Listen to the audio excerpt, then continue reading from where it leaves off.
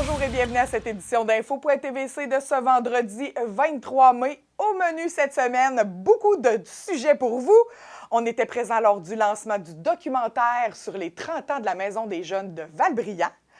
On est allé voir Jackie Castonguay du côté du Gym Art Fitness pour nous parler de l'Expo Gym qui s'en vient et du camp d'été offert pour les jeunes au gym. Un projet de chaulage collectif s'en vient dans la Matapédia. Le plan climat, résultat des sondages, on en discute avec Louise Beaupré, la chargée de projet. Et on vous invite, bien sûr, à devenir membre de votre télévision communautaire. C'est parti!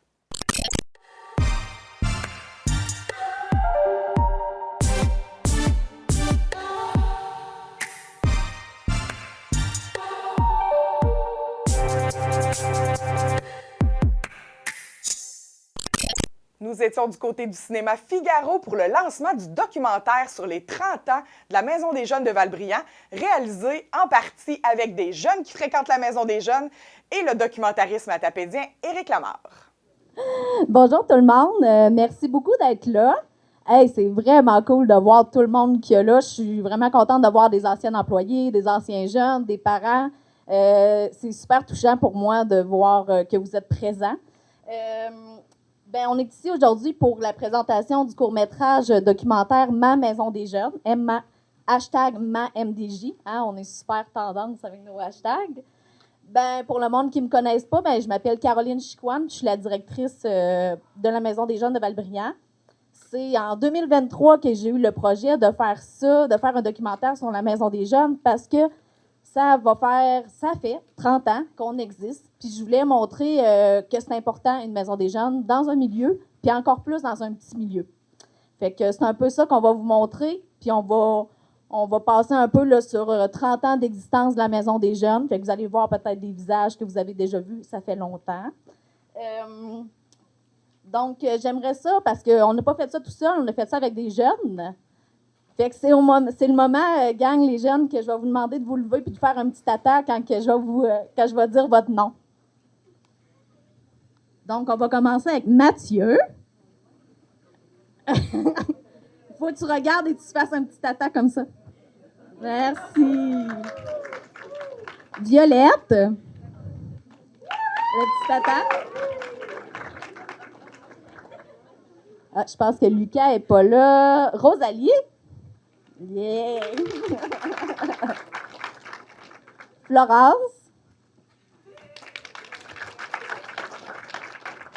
Charlie. Dylan. Puis on a aussi fait une bande-annonce là, pour travailler tout le montage, la partie du montage. Puis là, on est allé chercher des gens d'Amqui. Fait qu'il y avait aussi Dylan qui a fait le montage. Il y a Lohan. Puis Evelyne qui n'est pas là présentement, là, mais on vous parlera de ça tout à l'heure. Donc voilà, ce beau projet-là a été financé par le ministère de la Culture. C'est un appel d'offres qui était Culture et Inclusion. Puis c'est un projet quand même là, de 23 400 $. Fait que c'était vraiment un gros projet. Fait que on avait aussi d'autres partenaires comme le Lac Alfred, les éoliennes, le comité CFLM et le Club Optibis. Fait qu'on les remercie vraiment beaucoup. Puis aussi, par rapport à nos partenaires là, qui ont été là pendant tout le long, qui nous ont full aidé, il y a le Cinéma Figaro qui nous prête là, cette belle salle-là. 2 salles, parce que peut-être qu'on va se splitter tantôt. Hein? Il y a du monde qui sont debout. Puis, il y a aussi Tremplin Travail qui nous a aidés pour le recrutement des jeunes. Puis, la TV communautaire qui est là. D'ailleurs, on va avoir des images là, qui vont être diffusées sur les réseaux de la TVC. Puis, c'est surtout, en fait, pour prendre des images du documentaire. Puis, si après, là, vous voulez parler là, de votre impression, il y aura cette possibilité-là. Donc, je vais laisser Éric, qui est le réalisateur du film, continuer la présentation. Allô, je vais faire un exploit pour le moment. Je vais essayer, même je vais réussir d'être bref. Je ne suis pas reconnu pour ça. Je veux remercier tous les jeunes, évidemment, qui ont participé. Faire un film, on va en parler après. Après, il y aura une période Q&A, questions-réponses. Là. Mais faire un film, là, c'est une aventure. On dit toujours que chaque film qui se termine et qui est présenté, il y a quelque part du petit miracle là-dedans. T'sais. Fait que ce soir, c'est avec beaucoup de fierté que je vous présente avec ce film. Et ce que je tiens à préciser, c'est que c'est pas, oui, je suis le réalisateur, mais les images que vous allez voir ont été dans la majeure partie prises par les jeunes qui se sont impliqués.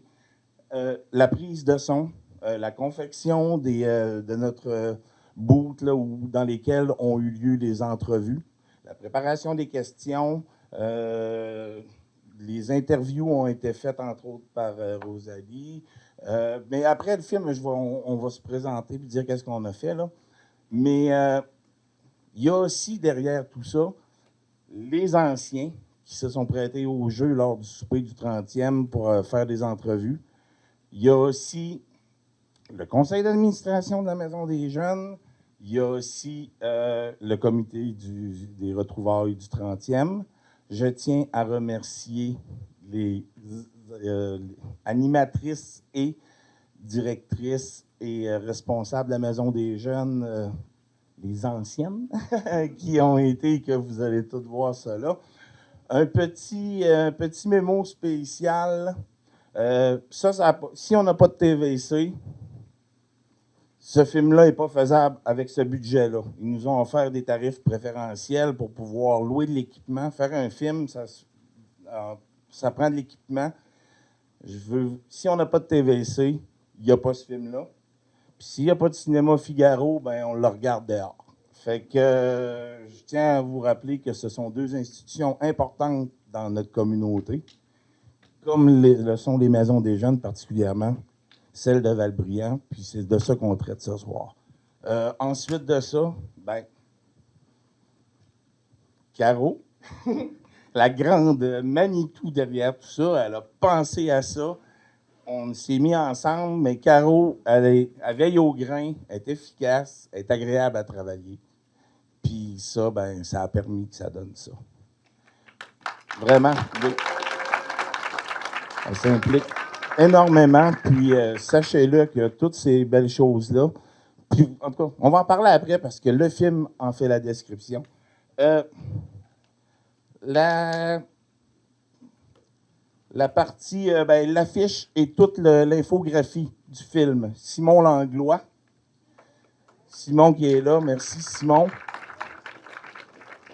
Pour que ce soit projeté, puis tout au long des différentes formes de montage, j'ai pu avoir le privilège d'avoir les judicieux conseils de mon ami frère Yves Boudreau, qui est là derrière. Merci Yves. Là, je sais que je vais finir par en oublier, mais la colorimétrie a été faite par Corentin Morisseau. La prise, le mix sonore par Robin Servant. Robin qui m'accompagne dans tous mes projets presque jusqu'à maintenant. Ensuite de ça, des fois dans la vie, on a des belles surprises. J'appelle ça des accidents heureux. On était à la recherche de la trame musicale du film. Puis là, il était rendu minuit moins... Entre moins une puis minuit. Puis on a eu la chance que Jean-Mathieu Sénéchal nous ponde une chanson extraordinaire. Je vous dis tout de suite, c'est un verre d'oreille. À la fin du film, vous allez voir. Ça a été enregistré au studio à Guèze, à Albertville. Puis, fait que, évidemment, Jean-Math, merci. Ben, merci aux jeunes qui participent, aux parents qui donnent un coup de main. Puis... Ce qui est le fun, c'est que tout ça est dans le générique aussi. Oui. Mais sauf que le générique, on sait ce que ça fait. Oui, je vais me reprendre pour les oublier après, là, mais en tout cas. Mais ils ne pourront pas partir avant le générique parce que la tourne est là. Et voilà. Puis vous allez peut-être bien demander qu'on repasse le générique à force. Oui, c'est ça. Ça reste dans la tête pas mal. Fait que ben, je vous souhaite un bon visionnement. J'ai hâte de discuter de tout ça avec vous après. Puis c'est ça. Ça se veut un hommage à ce qu'une Maison des Jeunes offre à une communauté, autant pour les jeunes, autant pour la communauté. Puis J'ai vraiment hâte de vous voir la bête. Je suis présentement avec Caroline Chicoine, la directrice de la Maison des Jeunes de Val-Brillant, et avec Éric Lamarre, qui est le réalisateur du documentaire Ma MDJ. Bonjour. Bonjour, bonjour. Donc là, on vient de faire présentement la première du documentaire. Comment vous avez trouvé ça? Est-ce qu'il y a eu une bonne réception? Je suis complètement, en tout cas, je suis complètement heureux du dénouement de quand même, un projet d'1 an. Puis, on voulait mettre de l'avant la participation des jeunes au projet. C'est un projet pour et par les jeunes, puis je pense qu'on y est arrivé. Oui. Hey, la salle était pleine, on a même débordé dans une autre salle. C'était le fun de voir toutes les familles qui étaient présentes avec les jeunes, des anciens utilisateurs, des anciens employés. Fait que c'était vraiment une belle réussite. Puis comment vous est venue l'idée de faire ce documentaire-là? Je pense que c'est plus toi, hein, Caroline? Oui, bien c'est ça. Ça allait faire 30 ans là, que ça existait, la Maison des Jeunes. Puis j'avais le goût de faire quelque chose. Puis j'avais le goût aussi qu'on parle de pourquoi c'est important une Maison des Jeunes dans un village. Encore plus, moi, je trouve, que dans une ville. Fait que c'est pour ça que j'ai voulu faire ça. Fait que j'ai déposé un projet, puis ça a été accepté. Puis il y a eu une bonne participation des jeunes. Je pense que ça a été dur de les convaincre d'embarquer dans le projet. Ben, pas vraiment, tu sais, parce qu'ils ont quand même un lien. Fait que, tu sais, quand Madame la directrice dit qu'on va faire de quoi, puis ça va être cool, puis ça va passer au cinéma Figaro, ben, ils ont embarqué. Ouais. Puis là, maintenant que ça a été projeté ici, on s'attend à quoi pour la suite? Est-ce que les gens vont pouvoir le visionner éventuellement? Là, pour l'été qui s'en vient, puis tout ça, on a des trucs à mijoter. Parce qu'on va peut-être le proposer à des organisations, des trucs comme ça, ou peut-être même dans certains petits festivals de cinéma communautaires ou des trucs comme ça, parce que c'est une œuvre communautaire. On a de là l'implication de tout ce beau monde. Puis, il va éventuellement, à un moment où je peux pas te donner là, mais il va finir sur YouTube et on en fera l'annonce officiellement pour s'assurer qu'un maximum de gens puissent le voir. Parfait, bien, merci beaucoup. Je trouve qu'on a appris beaucoup sur l'importance de l'MDJ, puis c'est vraiment intéressant. Donc, merci beaucoup de nous avoir fait écouter ça. Merci beaucoup, Carole. Merci. Donc, on est à la sortie du documentaire Ma MDJ. Comment vous avez trouvé ça? J'ai trouvé ça extraordinaire. Ça rend hommage à notre village, hommage à la Maison des Jeunes. Moi, j'ai un fils, le plus vieux, qui est allé. Ma petite fille y va présentement. Fait que je pensais vraiment pas que ce serait aussi beau. Puis la chanson s'est faite par mon garçon. Fait que c'était wow! Puis est-ce que vous avez appris des choses à propos de l'importance d'une MDJ dans un petit village comme ça? C'est sûr que je suis sensibilisée parce que ma bru travaillait là aussi, là. Mais moi, mes 3 autres fils sont pas allés vraiment, mais il y avait plein de chums dans le rang, donc il y avait leur propre maison des jeunes à eux. Mais c'est ça, c'est vraiment le wow. Félicitations. Donc, on venait de sortir du documentaire hashtag MaMDJ. Comment vous avez trouvé ça? Eh bien, c'était très intéressant. Moi, mes 2 enfants ont fréquenté la MDJ de Val-Brillant. J'ai toujours trouvé leur intervention très pertinente auprès de mes enfants, leur activité très intéressante. Mes enfants avaient toujours très hâte d'y aller. J'ai trouvé le reportage très agréable, surtout que mon fils était un des acteurs du reportage. Puis, est-ce que vous avez appris des choses sur la Maison des Jeunes? Oh, je savais, oui, j'en savais déjà beaucoup parce que je m'impliquais un peu puis j'étais pas mal au courant de leur activité. Ce que j'ai appris, peut-être au niveau des intervenants, leur rôle, j'en ai appris un peu plus à ce niveau-là. Merci beaucoup. Merci. Bonne soirée. Bon, dans le fond, vous venez de sortir du documentaire MaMDJ. Comment vous avez trouvé ça? Bien, j'ai trouvé ça, c'était très bien fait. Puis là, quand ils ont annoncé aussi que les jeunes avaient participé autant au montage, à la caméra, à tous les postes, j'ai trouvé ça encore plus impressionnant, la qualité du projet fait par des jeunes. Donc, vraiment très bien. Je sais pas comment tu as trouvé ça? Je trouve ça vraiment beau, tout l'ensemble que ça a été fait. Puis de voir les jeunes qui ont participé aussi. Hein. Puis de les voir aussi participer aussi. On les voyait à l'écran aussi. Mais moi, je trouve ça dommage que j'aie pas été à la Maison des Jeunes où que je viens quand j'étais jeune. Je disais, j'ai manqué quelque chose, je pense. Est-ce que vous avez appris des choses pendant le documentaire? Moi, oui. J'ai appris que c'était... En fait, ce que c'était, parce que j'ai pas été là, quand j'étais jeune, mais je trouve que c'est vraiment le fun, que c'est vraiment intéressant qu'il y ait des municipalités, qu'il y ait des maisons des jeunes, puis c'est intéressant que ça continue, puis il faudrait vraiment que ça continue, je trouve. c'est sûr que j'avais une idée de c'était quoi la maison des jeunes, mais là, on a eu plus de précision sur les activités qu'ils font, comment ça se passe et tout. Et c'était le fun de voir aussi les témoignages de gens qui ont passé, de voir l'évolution de la maison des jeunes, parce que ça fait quand même plusieurs années que ça existe. Donc, de voir avec les années comment ça a évolué, comment c'est rendu. Puis, c'est vraiment le fun qu'il y ait vraiment une place pour les jeunes, parce que c'est vrai que dans les municipalités, des fois, il n'y a pas toujours plein d'activités pour les jeunes. Et donc, qui auront un lieu à se réunir, puis se rencontrer, puis faire des choses, je trouve, bien, c'est les aider à bien avancer dans la vie. Merci beaucoup. La télévision communautaire autonome parle des enjeux locaux, donne une voix aux citoyens et citoyennes, en plus de faire rayonner les talents d'ici. Accessible à tous, elle appartient à la communauté et donc à vous. J'ose ma télé communautaire, mon média de proximité. Jackie Castonguay nous reçoit du côté du Gym Art Fitness pour nous parler de l'Expo Fit qui a lieu dans le cadre de l'Expo agricole de la Matapédia et aussi vous invite à inscrire vos jeunes au camp d'été de préparation physique. Je suis présentement avec Jackie Castonguay, copropriétaire du Gym Art Fitness. Bonjour, Jackie. Allô, ça va bien? Oui, très bien. Dans le fond, là, on vient de parler de ta programmation un peu d'été. Là, présentement, il y a des activités qui s'en viennent prochainement, comme je crois que c'est l'Expo Fit, quelque chose comme ça. Peux-tu nous en parler? Oui, en fait, c'est ça, c'est en lien avec l'exposition agricole de la Matapédia. Cette année, on fait l'Expo Force, qui est le dimanche. C'est vraiment force amateur. Puis, comme toutes les années, on avait une compétition de cross-training, justement, à l'Expo. Mais cette année, à cause des aménagements qui ont changé un petit peu les plans de l'Expo, la compétition de cross-training, elle, va avoir lieu le samedi, mais au gym directement. Elle n'est plus en lien, en fait, avec l'Expo, mais on la fait quand même en même temps, vu que c'est une tradition. Puis, comment on fait pour s'inscrire à ça? Est-ce que c'est encore ouvert à tous? Ou? Oui, il y a possibilité de s'inscrire, en fait, là, jusqu'au 6 juin, là, jusqu'à la veille, sans problème. C'est via notre page Facebook là, que les liens sont sortis, les événements aussi. Puis, vous avez autre chose aussi cet été? Je crois que c'est un camp d'été pour les jeunes. Oui, en fait, cette année, c'est la première fois qu'on va faire notre camp aventure sportive. C'est un camp de 4 jours pour les maternelles à 2e année. Vraiment un camp découverte de plein de sports, sans compétition, sans jugement non plus, vraiment où ils vont découvrir des façons de bouger comme le cirque, l'escalade, le pickleball. Je le dis-tu comme je pense que oui. On va faire des Olympiades aussi, mais vraiment pas de médaille, rien. Là. Vraiment juste découvrir des sports. On va aller aussi au parc, découvrir des sortes d'arbres. On va être le plus possible dans la nature. Puis ça aussi, est-ce qu'il y a moyen de s'inscrire présentement? C'est ouvert?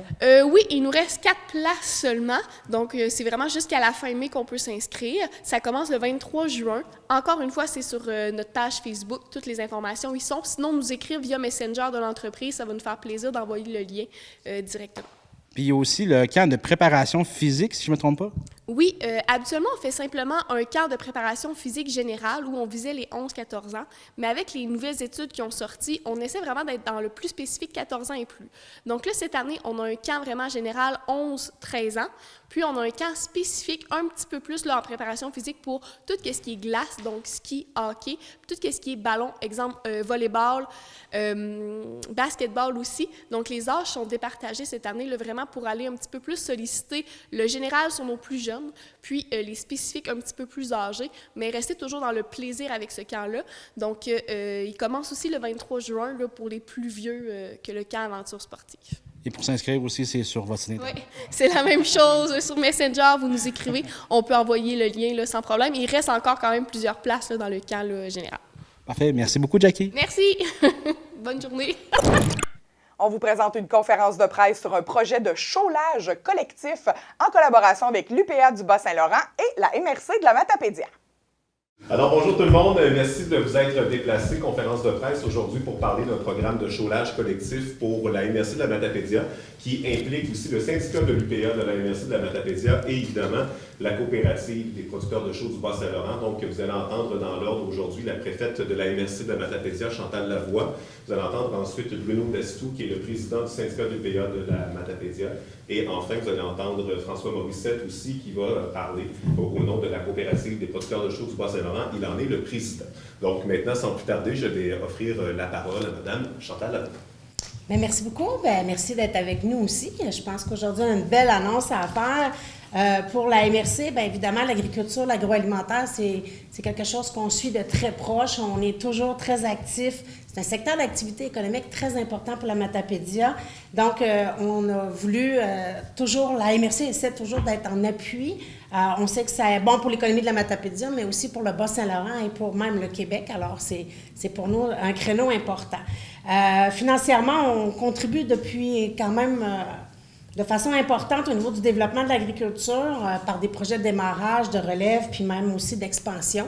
Fait que pour nous, c'est pas nouveau d'appuyer le milieu agricole et c'est même important de le faire. Donc, par le Fonds Région Ruralité, donc la signature innovation, le programme plus particulier, on a décidé d'orienter pour soutenir les initiatives structurantes, justement, et innovantes sur le territoire, donc le secteur de l'agriculture, où ce projet-ci s'inscrit effectivement pour nous. Fait qu'on est vraiment heureux de participer concrètement au projet. Et pour nous, ça va avoir un impact vraiment important pour nos entreprises, pour nos producteurs, mais pour aussi les sols matapédiens, hein, pour la qualité et la production, évidemment.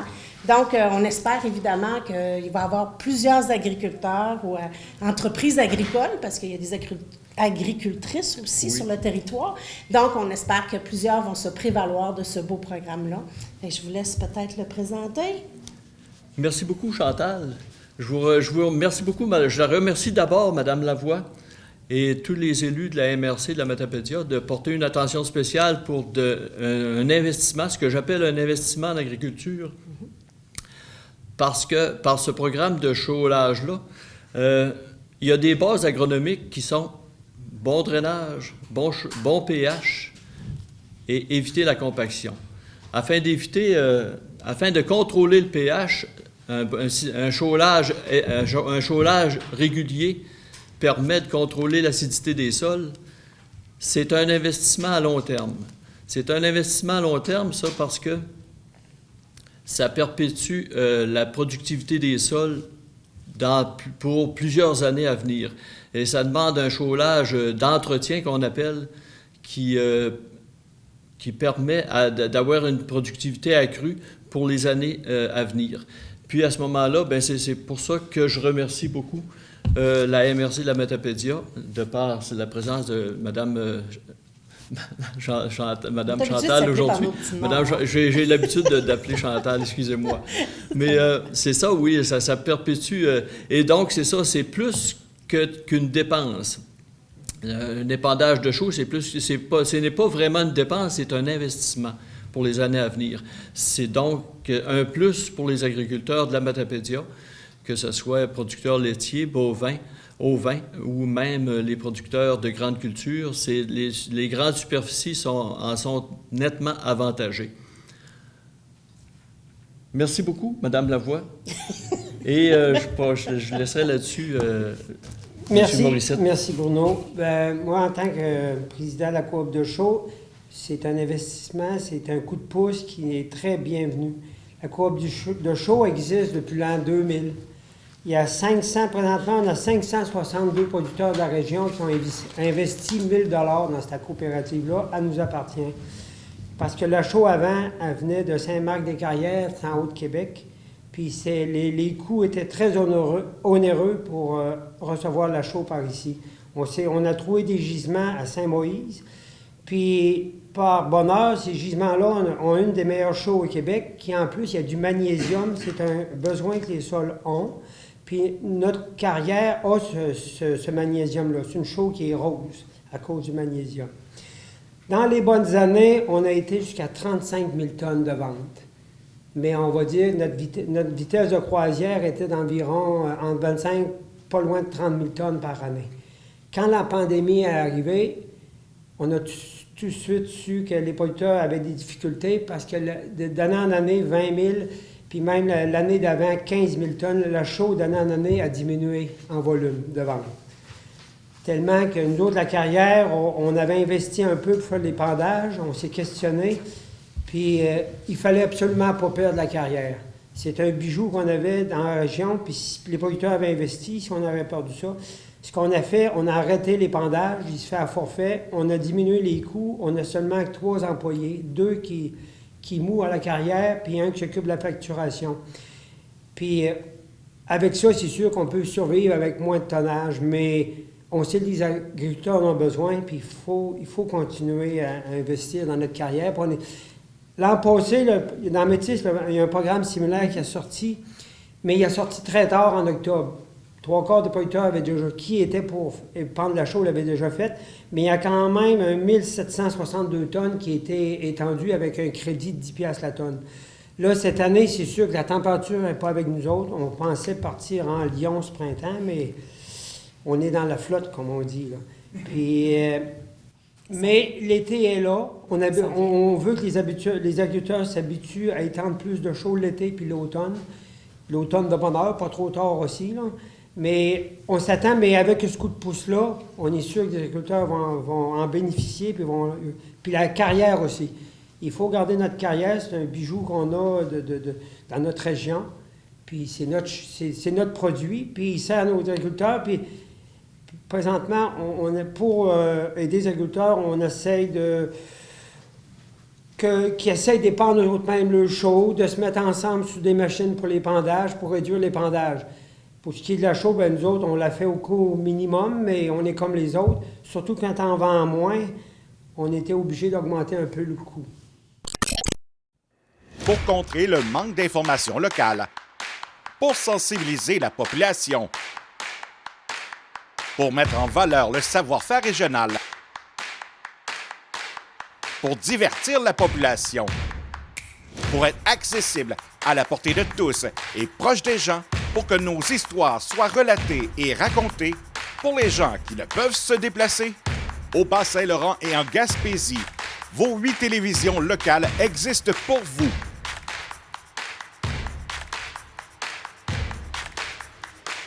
Car vous, c'est nous.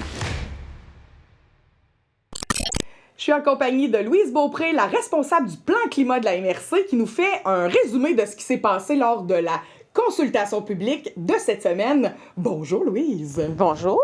Remise de tes émotions de la grosse soirée que vous avez eue cette semaine. Oui, c'était hier soir. Oui, au moment où on tourne, c'était hier soir. Ouais. Donc une quarantaine de personnes sur place. Vous aurez l'occasion de voir qu'est-ce qui s'est passé. Une trentaine. Une trentaine? Ouais. Louise, en tant que responsable du plan climat, tes impressions en général de cette présentation-là?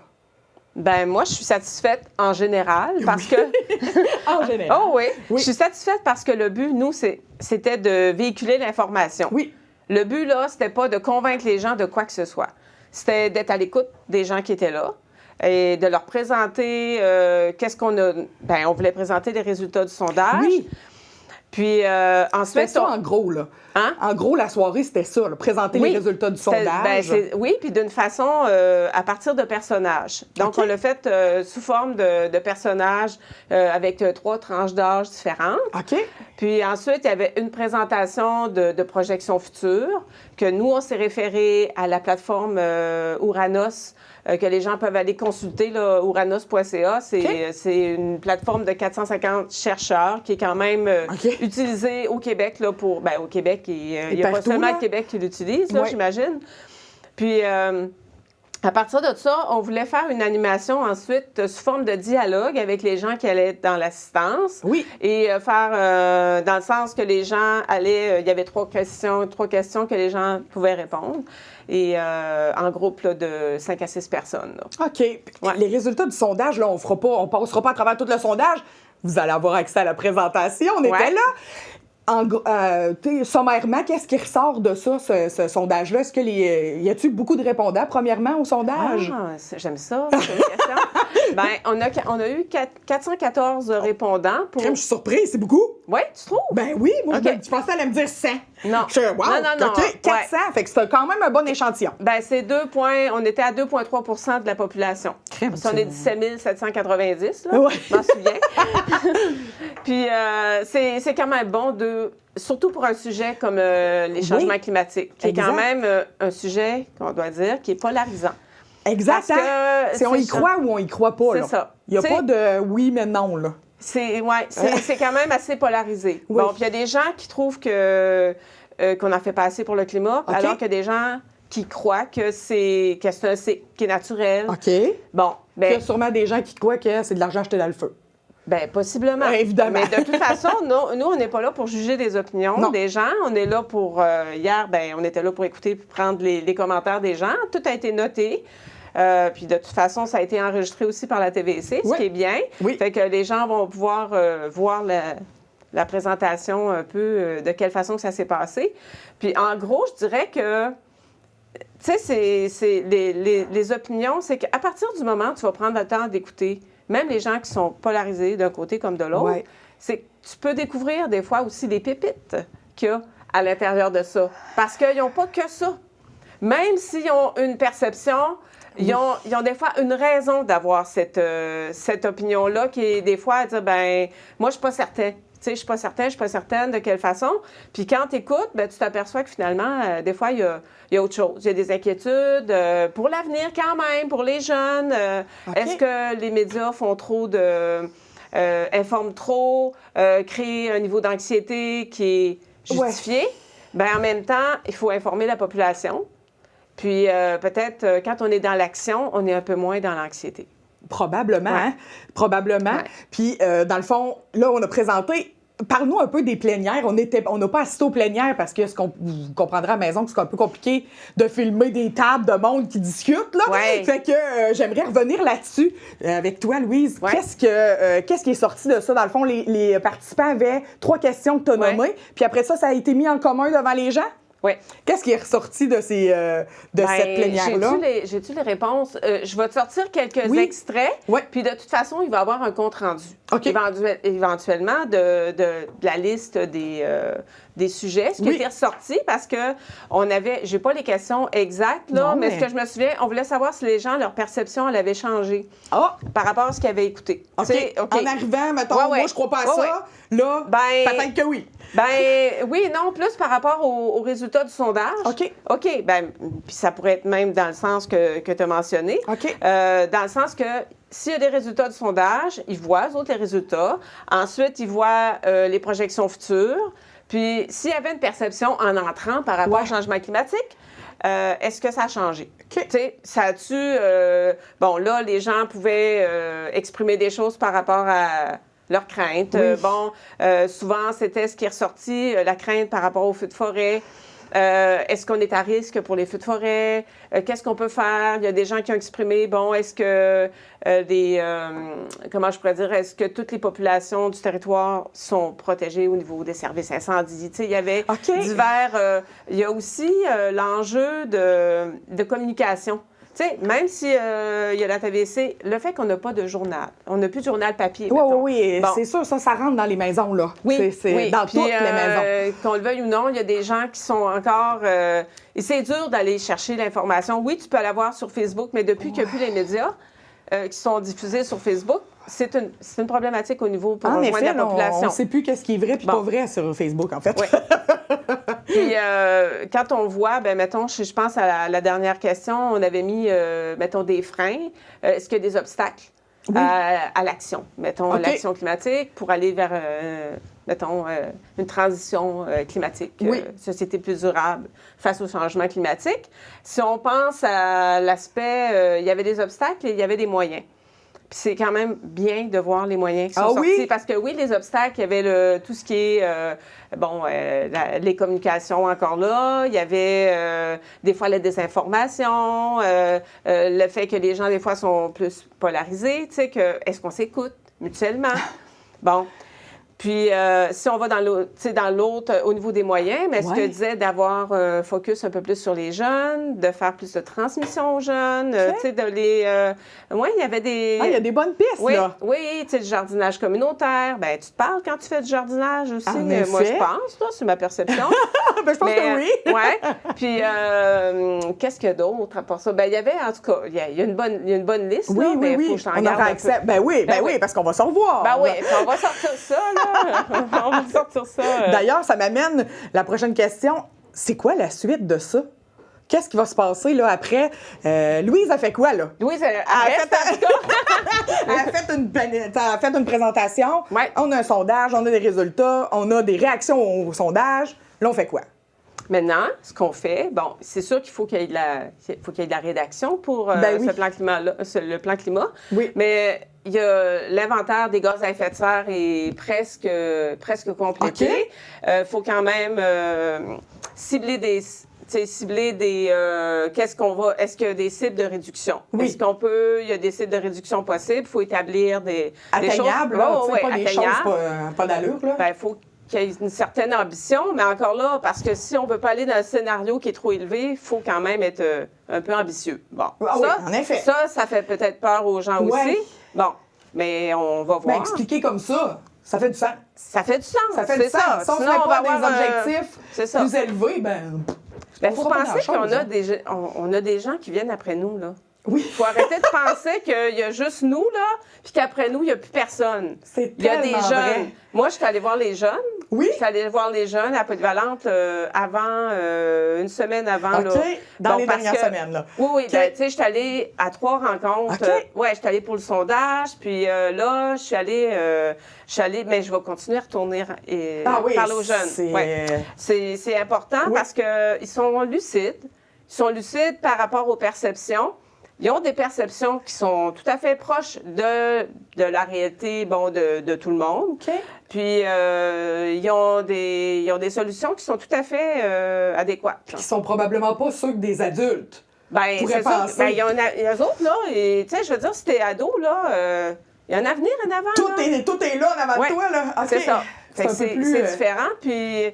tu vas voir là, dans la présentation, là, il y a quand même des diapos qui sont intéressantes. Peut-être qu'ils sont plus... Soit que je mettrai une description de mise en contexte avec.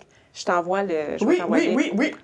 Pour les décrire, pour dire, regardez, là, voyez, là, c'est quoi les résultats du sondage, qu'est-ce que ça donne? Oui. Bon, puis qu'est-ce qui vient d'autre à part ça? Il y a une démarche d'adaptation. Okay, ça, j'en avais parlé. Oui, là. c'est ça, ça plus terrain, là. Exemple, réduction d'effets de serre. Bien là, on va aller voir les industriels qui polluent. Non, OK, non. Hein? J'avais pas tout compris. Ben non. Je suis contente que tu sois là d'abord. Parce que c'est comme, oui, on peut aller faire une recherche. Ça, c'est au niveau de l'inventaire qui est collectif. OK. L'inventaire corporatif, c'est municipalité, tout ce qui est municipal. OK. Municipal, MRC. Quand on parle de collectif, là, on parle de tout ce qui est le reste. OK. Bon, puis si on va jusqu'à où on peut aller là-dedans, oui, on va voir. Si on va aller, c'est le gouvernement qui va souvent gérer cette partie-là avec les industries, OK, qui vont gérer une partie aussi au niveau de l'agriculture. C'est pas obligatoire nécessairement au niveau du plan climat. OK. Par contre, on peut, nous, dire, regarde, on va aller telle place dans l'inventaire collectif. Ouais, on peut faire des recommandations. Oui, mais collaborer aussi. Oui, pas de se braquer, là, mais de non. dire, OK, on peut-tu échanger? De quelle façon qu'on pourrait faire quelque chose? Tout le monde, on veut tous le même résultat. On peut faire quelque chose d'innovateur, en différent. Effet. Bon. Puis, dans la démarche, après l'inventaire, il y a la démarche d'adaptation qui s'agit plus de voir... comment je pourrais dire, par rapport aux événements climatiques qui sont possibles sur notre territoire. Oui. C'est de les regarder, de voir c'est quoi les potentiels au niveau de la vraisemblance que ça peut arriver. OK. Puis, on va les regarder avec les systèmes qu'on a. Les systèmes population, les routes, les infrastructures, de voir ça a-tu un impact. Sur quoi ça va avoir un impact. OK. Si par exemple, on a des vagues de chaleur. Oui. Une vague de chaleur, bon... C'est considéré comme quand tu as 3 jours en haut de 30 degrés, par exemple. Ça arrive de plus en plus fréquemment. Ben, c'est une vague de chaleur. Qu'est-ce que ça a comme impact au niveau de notre territoire, par exemple? Bon. Ça prend des îlots de fraîcheur. Oui. Il faut savoir c'est où, ça. Oui. Puis en remettre s'il n'y en a pas dans une municipalité. Puis voir si c'est vraiment le cas. C'est quoi qui est projeté? Ouais. Ben oui, mais tout est projeté en hausse. Ce que moi, je peux dire, c'est, oui, la chaleur va augmenter, les précipitations vont augmenter, peut-être un peu moins dans la période estivale. Oui. Précipitations, on l'observe de toute façon. Vraiment? On l'observe que ça arrive, on a de l'eau au printemps, on en a un peu plus à l'automne, puis dans l'été, il y a comme un plateau, puis on voit les cours d'eau descendre, la température des cours d'eau qui réchauffe. Fait que, en gros, c'est ça qu'on doit analyser. Puis moi, je suis là-dedans ça tout l'été. Ouais. Techniquement, il y a un plan d'action qui va être sorti. Au bout de ça, il y a un plan d'action. Oui, c'est l'élaboration du plan climat avec Oui, on est là-dedans. Parfait. Fait que si les gens sont curieux, là, vous avez vu quelques petits extraits de ce qui s'est passé. Probablement, à l'automne, on fera une émission spéciale où on vous présentera la présentation complète de tout ça. Puis on aura la chance de se reparler pour faire un suivi sur ce dossier-là qui est très important. Oui. Merci beaucoup, Louise. Ça fait plaisir.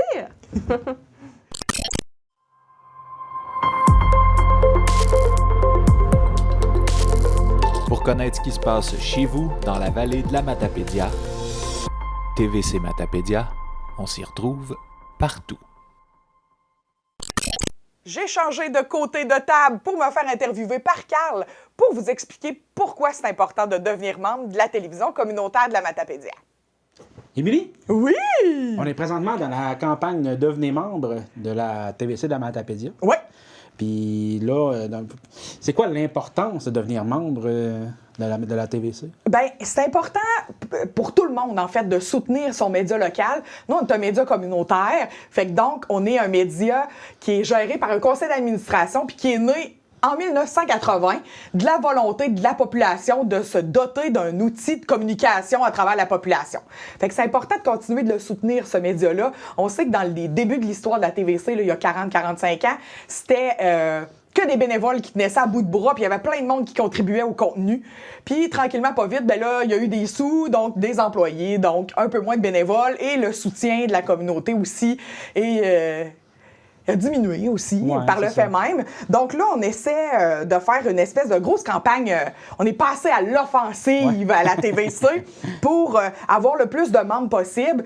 Nous, on se plaît à dire que plus on a de membres mobilisés dans la communauté, plus ça démontre notre crédibilité, notre importance aussi dans la crise des médias actuels. Là, on le sait, il y a un journal imprimé qui est de retour dans la Matapédia, quelques articles par semaine qui nous touchent sur un 40 pages.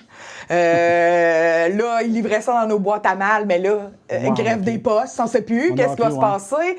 Un nouveau acquéreur de la radio, encore là, tout est comme c'était, sauf que ça a changé de nom. Donc, il n'y a toujours pas de production locale à Amqui, dans la Matapédia de fait.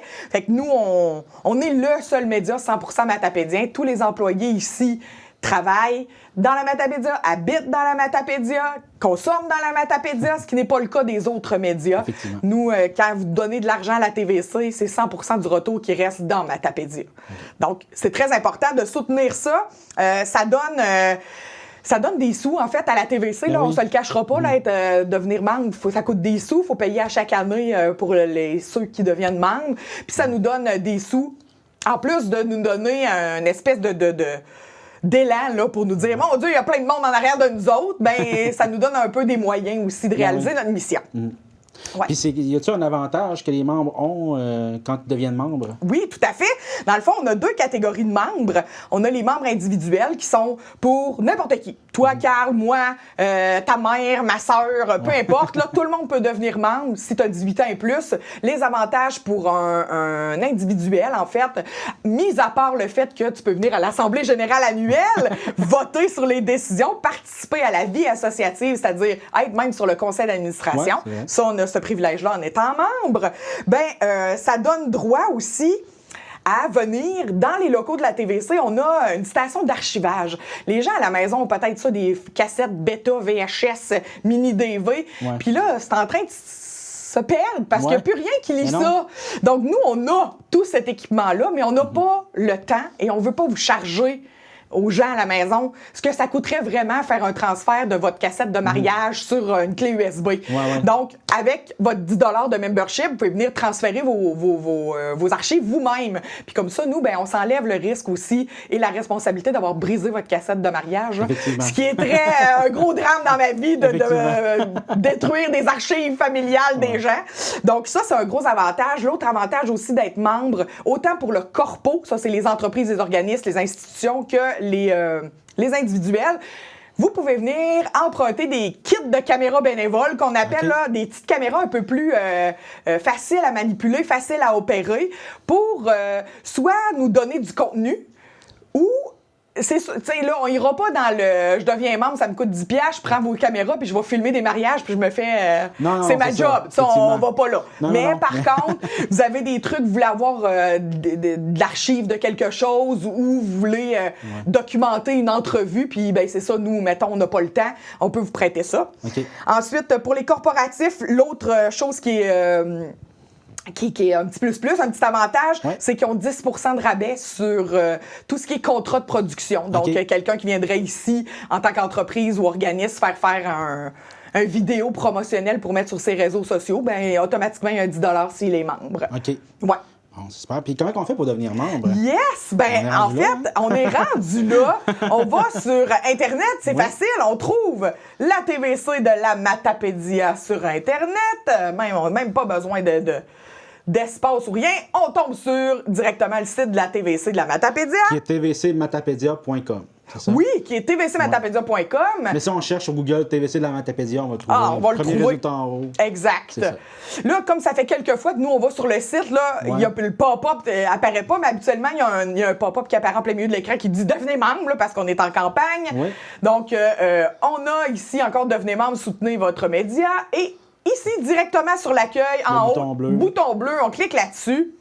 Et ça nous amène sur une plateforme de paiement en ligne qui est quand même très intéressante pour les organismes communautaires. Elle n'a pas de frais pour nous, les gens qui l'utilisent. Donc, voilà, vous avez notre petite visuel de campagne. Donc, je vais devenir membre pour vous montrer. Vous pouvez même devenir membre individuel, devenir membre corporatif ou organisationnel. Vous pouvez ajouter un don. Vous pouvez donner des sous de plus que le 10 $. Et c'est 50 pour les membres entreprises corporatives, puis 10 $ pour les individuels. Admettons que je veux devenir membre. Là, je clique là-dessus. Ça m'amène là. Mettons que je veux que toute ma famille soit membre. 1, 2, 3, 4. J'en rajoute. J'ajoute un don peut-être ou non. On remplit nos coordonnées. Si vous êtes ici pour une organisation, on répond à cette question-là. Et on clique ici en tant qu'organisation. Et c'est ici là, que je veux attirer votre attention, votre récapitulatif, votre commande. Donc, 10 $ par année. Et il est là. Cette plateforme-là, elle ne coûte rien pour les organismes. Par contre, vous avez la possibilité de soutenir la plateforme. Il faut faire attention. Là, si vous laissez ça comme ça, vous donnez 1,50 $ de plus qui va directement à Zephy, la plateforme, et non pas à la TVC. Fait que si vous ne voulez pas donner de sous à la plateforme, vous faites autre, vous mettez 0. Ça finit là! Et vous remplissez vos coordonnées bancaires et automatiquement, le système, le 21 mai 2026, va m'envoyer un « You, c'est le temps de renouveler! » Fait que ça donc, se fait ça ne renouvelle pas, ça passe pas dans votre carte automatiquement, mais il vous envoie un rappel de votre abonnement est terminé. C'est le temps de renouveler. Donc, vous allez sur la plateforme, fait que le site Internet directement en haut, puis après ça, vous suivez les étapes. C'est pas plus compliqué que ça. Puis, 2-3 clics, un 10 $ sur votre carte de crédit, puis ça fait... investi. Oui, ça fait toute une différence. Nous, on est là pour faire rayonner la Matapédia, les initiatives, les Matapédiens, puis c'est ça. En même temps, ça démontre aussi l'intérêt d'avoir un média local. Voilà l'importance qu'on a dans la région. Là. Ça nous encourage à faire du contenu pour nos membres. Exact. Puis, vous n'êtes pas obligé d'habiter dans Matapédia pour devenir membre. Là. Ben non. Si vous êtes un ancien Matapédien, un Matapédien de cœur... Un expat. Un expat, oui.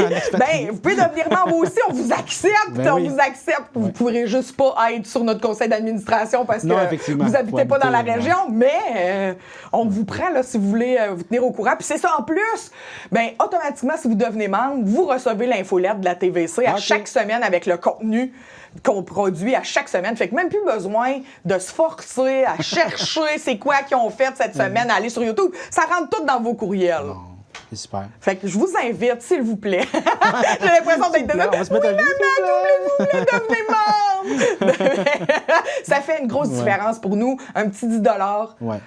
Hein? Ça fait une grosse différence pour nous. 50 $ pour les entreprises, c'est pas grand-chose quand on y pense. Effectivement. Mais pour nous, c'est beaucoup. C'est ça.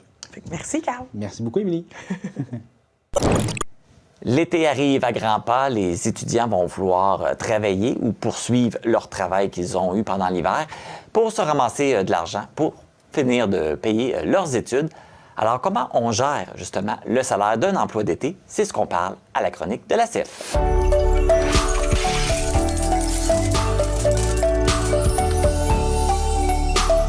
Je retrouve avec plaisir Hélène Guilbeault, qui est la directrice de la CIF de la Péninsule. Bonjour Hélène! Bonjour! Donc aujourd'hui, on parle des emplois d'été. Parce que c'est important pour les élèves, les étudiants. Oui. On a été étudiants nous aussi, on sait c'est quoi, on arrive à l'été, on a besoin de se ramasser de l'argent pour la prochaine année scolaire. Fait qu'il faut quand même faire attention parce que l'été, c'est quand même 2 à 3 mois. Fait que on n'a pas beaucoup de temps pour ramasser d'argent.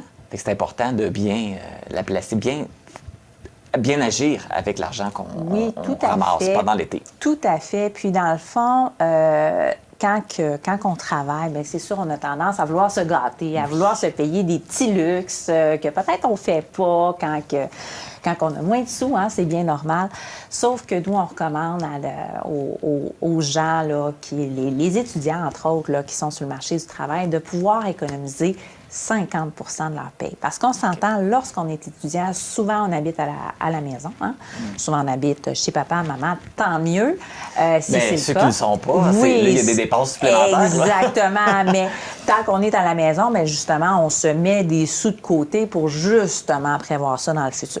Donc, ultimement, quand on réside à la maison, chez papa, maman, nos proches, bien, on s'assure de pouvoir conserver au moins 50 de notre paye de côté pour justement préparer le moment que là, on va être peut-être plus autonome, hein, qu'on va être en appartement et qu'on va devoir payer notre compte d'hydro, notre compte de téléphone, notre farine, le papier de toilette. Puis, tu sais, toutes des choses très plates à payer dans la vie, on s'entend. Mais qui sont nécessaires. Qui sont nécessaires parce que on s'entend, pas d'hydro, ça peut être froid à un moment donné. Donc, c'est ça, fait qu'il faut vraiment là, prévoir cette habitude-là d'épargne. Donc, ça fait en sorte que si déjà on obtient notre paye, exemple de 500 $, bien, on le sait, il y a 250 $ qui s'en va de côté. Hein? Parce qu'on s'entend, lorsqu'on est étudiant, on paye peu ou pas d'impôts. Hein? Donc, ça va très bien. On fait juste payer les charges nécessaires, bon, de la Régie des rentes, de l'assurance emploi, etc., etc. Mais le reste, on ne paye pas ça. Par contre, lorsqu'on a 18 ans, oups, le même salaire qu'on faisait à 17 ans et demi ne sera pas le même à 18 ans. Parce que là, on va vraiment se mettre à payer de l'impôt fédéral et provincial. Donc là, effectivement, c'est un petit peu plus moche, un petit peu plus plate, parce que pour le même travail qu'on faisait, on est moins rémunéré au net. Mais il faut savoir qu'on contribue à la société et qu'en bout de ligne, lorsqu'on est étudiant et qu'on fait un faible revenu, bien, tout cet impôt-là qu'on va avoir payé va nous être redonné dans un retour d'impôt lorsqu'on va faire nos rapports d'impôt. Hein? Pas avant. Il faut quand même prévoir que pendant cette période-là, on n'a pas cet argent-là. Exactement. Donc, lorsqu'on fait nos rapports d'impôt au 30 avril, bien là, à ce moment-là, nous avons notre retour d'impôt qui peut être quand même très intéressant. Mais là, c'est intéressant de ne pas le flamber, hein? De ne pas le dépenser, peut-être le placer. Donc, on a différentes options qui sont disponibles pour les jeunes, entre autres, là, qui peuvent être très, très, très pertinentes, si ce n'est pas le cas, et que les jeunes n'ont pas de REA, donc de régime enregistré d'épargne études. Mais ça pourrait être intéressant de peut-être déjà s'ouvrir un compte REA pour pouvoir mettre nos sous qu'on gagne et les mettre à l'intérieur. Il faut savoir que si, exemple, on cotise 2 500 $ de REA dans l'année, bien, le gouvernement, il vient en donner en plus. C'est quand même intéressant. Là. Ben oui. Tu sais, il vient nous en donner un beau 600 $. Hein? Fait que tu te dis, mon Dieu, je crache tout sur 600 $, moi? Peut-être pas. Hein? Je pense qu'il n'y a personne qui cracherait dessus. Non, exactement. Donc, ça peut être super pertinent pour les jeunes qui commencent à travailler, qui n'ont pas de REA, de s'ouvrir un compte REA pour aller chercher rapidement ces sous-là, qui sont gratuits, là, on se rappelle. Là, c'est le gouvernement qui offre tout ça, là, ces beaux petits sous-là. Et le REA, ça s'adresse pour les jeunes jusqu'à quel âge? Jusqu'à 18 ans. 18 ans, oui, OK. Mais exactement. Après 18 Donc, ans, on n'a plus le droit c'est à ça. On peut se souscrire jusqu'à 18 ans. Donc, si on commence à travailler à 15 ans, 16 ans, bien, on peut quand même déjà cotiser 5 000 $ puis obtenir 1 200. Tu sais, je veux dire, c'est quand même intéressant, là. C'est pour ceux qui ont 18 ans et plus, on a dit, bon, c'est important de peut-être garder la moitié de votre salaire de côté. Oui, bien oui. Mais est-ce que c'est trop tôt, comme à 18 ans, de peut-être commencer à mettre de l'argent de côté dans un CELI, dans un REER, justement, pour se mettre de l'argent? Bien, peut-être pas le REER, parce qu'on ne peut pas le retirer, mais comme un CELI. C'est ça. peut-être avoir des intérêts à aller chercher un montant de plus, puis de le placer, qu'il soit en sécurité, pas juste notre portefeuille, puis qu'il rapporte rien. Exactement. Ça peut être très intéressant d'aller vers un CELI. Il y a aussi une nouvelle stratégie qui existe, ça s'appelle le CELI App. Donc, ça, c'est pour accéder à la propriété. Donc, ça nous permet quand même de placer 8 000 $ par année dans un CELI qui va être à l'abri de l'impôt, qui va être à l'abri de tout ça et qui peut permettre quand même de fluctuer selon les marchés boursiers et qu'on va pouvoir retirer là, par la suite pour faire l'acquisition d'une propriété sans impact. Donc, ça peut être extrêmement pertinent d'aller faire ça. Et si, exemple, finalement, on n'achète pas de propriété, bien, c'est pas grave, on transfère ça en réel. Aussi simple que ça se fait systématiquement. Donc, c'est vraiment un produit super intéressant qu'on pourrait aller chercher lorsqu'on débute un emploi, qu'on a 18 ans. Donc, ça prend absolument 18 ans pour avoir la possibilité de cotiser dans tout ça. Mais ça peut être extrêmement intéressant. Donc, pour quelqu'un qui veut éventuellement s'acheter une propriété, bien, on économise 8 000 $ par année. Bien, après 3 ans, tu as 24 000. C'est quand même une belle mise de fonds là, pour une propriété. Oui. On n'a pas nécessairement pas 18 ans qu'on est prêt à acheter une propriété. Puis quand on va être prêt, on va déjà avoir un beau fonds. Exactement. Si on est prêt à 30 ans ou quoi que ce soit, bien, il est déjà là. Puis les sous ont travaillé, vont faire l'intérêt de leur côté. Donc, les sous qu'on a cumulés à 18 ans, bien, ils vont peut-être valoir en réalité les 24 000, bien, ça va peut-être en valoir 28 là, lorsqu'on va le retirer. Là. Fait que ça peut être super pertinent. Est-ce que pour le CELI App, c'est la même chose que pour le CELI? Est-ce qu'on peut retirer un montant pour un autre projet? Parce qu'on sait que pour les études, des fois, ça coûte cher. Non. On rentre à l'université, on pourrait-tu en retirer pour payer des frais? Non, malheureusement, c'est vraiment lié à la propriété. Et si on ne le prend pas pour la propriété, bien, on peut le rouler en arrière à ce moment-là. Donc, ça peut être... Ça peut être une bonne solution peut-être d'en avoir deux, avoir un CELI puis un CELI App. Exactement. On prépare l'avenir, mais on s'en garde un petit peu pour le présent, pour les besoins. Tout à fait. Ça peut être extrêmement pertinent. Puis, il faut voir, il y a différentes stratégies de placement là, qui sont à voir. C'est tout dépendant de la personne. Il y en a qui vont être plus un profil risqué, d'autres un profil un peu plus modéré. Ça, c'est vraiment une institution financière qu'on va pouvoir répondre à ces questions-là sur notre horizon de placement. Donc, on peut aller vers des certificats de placement garantis autant que sur des fonds négociés en bourse. Donc, vous voyez, c'est extrêmement différent. C'est un véhicule de placement, tout simplement, dans lequel on va aller placer nos sous là, pour les rentabiliser, ultimement. Là, on parle beaucoup des emplois d'été, les étudiants qui travaillent pendant l'été, mais il y a aussi ceux qui gardent leur emploi à l'année longue, donc qui travaillent des fois les soirs, les fins de semaine.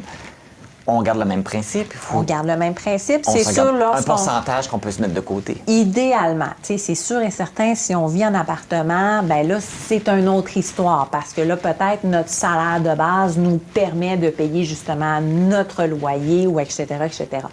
Mais si on a travaillé suffisamment durant l'été, théoriquement, on devrait s'être quand même placé un bon magot de côté pour nous permettre justement d'arriver à payer là, nos petites dépenses. Mais le but reste la planification et de ne pas dépenser tout ce qu'on a devant soi. Parce que, mon Dieu, j'ai vu des histoires d'horreur de jeunes qui avaient travaillé, qui avaient gagné quand même 15 000 $ durant l'été, puis se sont dit « Ah oui, je vais aller placer ça dans des fonds, dans de la crypto », et du jour au lendemain, ça a tout été perdu. Faire attention à les placements qu'on choisit. Exactement, parce que c'est de l'argent que c'est dur à gagner, on ne se le cachera pas, là, à les taux de salaire minimum qu'on a présentement, bien, tu sais, ça peut être long, là, ramasser les sous, là, pour... Il ne faut pas les risquer là, inutilement. Donc, quand on travaille à temps partiel pendant l'année, est-ce qu'on garde le même principe? On essaie de garder 50 de Idéalement, si on peut se le permettre. Mais c'est sûr et certain, si on n'a pas réussi à accumuler assez durant l'été parce qu'on a fait des petites dépenses folles, bien là, à ce moment-là, il va peut-être falloir augmenter. Là. Mais ultimement, on essaie toujours de conserver le 50 qu'on se garde de côté et le 50 qu'on utilise. Et si les gens ont des questions, les étudiants ont des questions, peuvent contacter Absolument, ça va nous faire plaisir. Donc, par téléphone au 1-866-566-7645, sinon sur notre site internet acfpeninsule.ca, notre page Facebook aussi, ACF Péninsule. Merci beaucoup, Hélène. Merci. Bon, on va souhaiter un bel été aux étudiants qui nous écoutent. Et puis, un très bel été. Travaillez bien, travaillez fort, mais gardez-en 50 %. Le message est passé. Merci. Merci. Pour nous joindre, composez le 418-629-4503 ou écrivez-nous à journaliste@tvcmatapedia.com. Restez à l'affût de toutes nos activités en nous suivant sur Facebook. Vous pouvez également regarder nos émissions en vous abonnant à notre chaîne YouTube. C'est ce qui conclut notre émission pour cette semaine. Merci beaucoup d'avoir été des nôtres. Cette semaine, vous avez un conseil municipal de la ville d'Amqui, la partie 3 de André Valade à Héritage et au bingo cette semaine, 700 $ à gagner en prix ce dimanche 12h30. Merci beaucoup, passez une belle semaine. On se voit vendredi prochain.